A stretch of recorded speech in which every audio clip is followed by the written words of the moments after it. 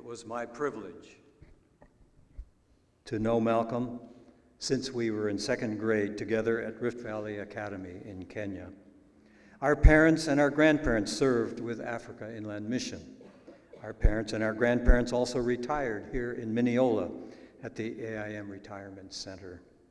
As Malcolm and I grew up together at RVA, we shared many adventures and played sports together. Years later, we would be back in Kenya as our families lived in the northern desert of Kenya, serving the nomadic pastoral peoples. Malcolm literally stood head and shoulders above the rest of the boys in our RVA class. For example, in our senior year, the starting lineup of the boys' basketball team averaged 5'9". Malcolm was 6'4". Malcolm was a friend of everyone. He was a person who was kind, thoughtful of others, never proud, earnest about his faith, and a conscientious student. After graduation, Malcolm, like all of us, flew back to our passport countries, where we tried to figure out how to live in a culture so different from the mission and African culture that we grew up in. But Malcolm immediately suffered a unique blow. During freshman orientation week of college, he got a call saying that his father, Tom Collins, had died as the result of his long battle with heart disease. It was a blow that seemed to give him a great sensitivity to others being buffeted by the storms of life.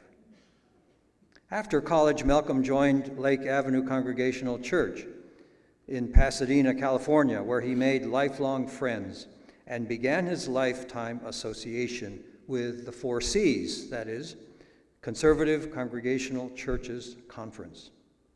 He not only made many close friends there, but he also reconnected with old friends and relatives, like some Barnett girl cousins who were rooming with a young lady named Barbara Minor. Malcolm became a pillar in Lake Avenue Church's grad group, the group for singles now out of college. When Malcolm and Barbara joined AIM and left for Kenya, the church took on Malcolm's full support. Malcolm used his BA in English literature, in teaching, and in editing, but his heart kept drawing him back to the unreached peoples of Africa.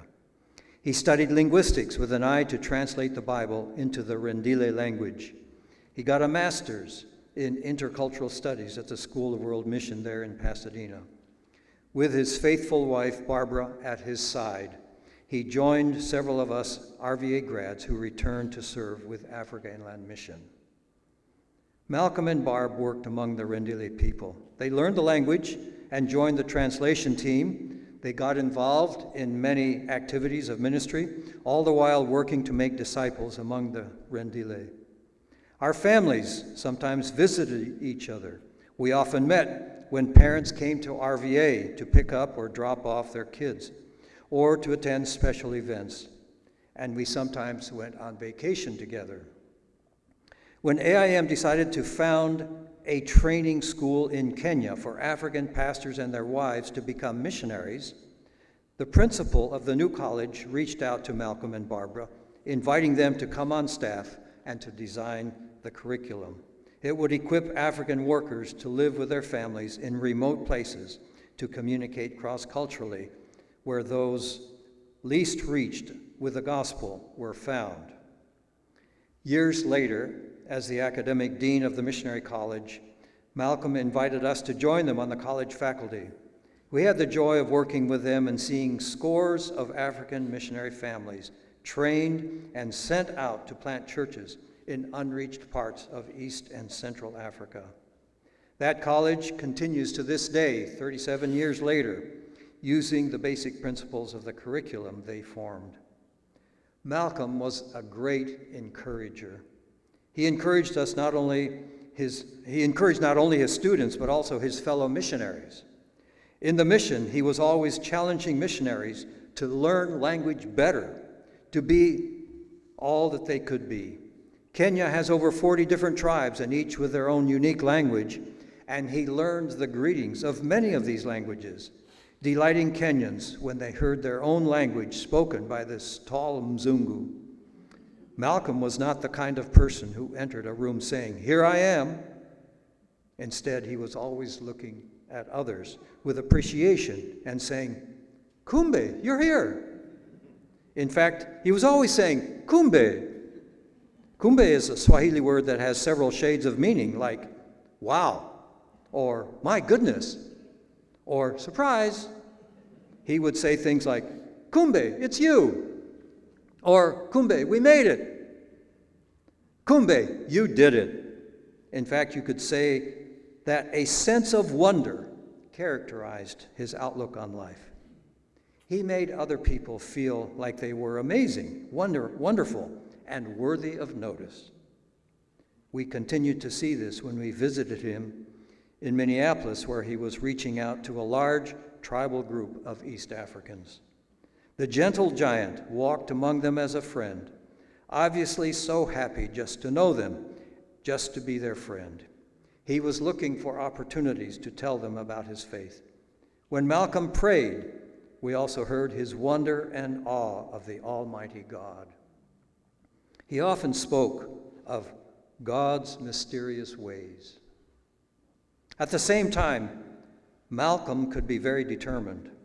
When he got behind the wheel of a four-wheel drive vehicle, his mouth would set with a look of concentration. That look also showed up when he identified a situation where something was going wrong.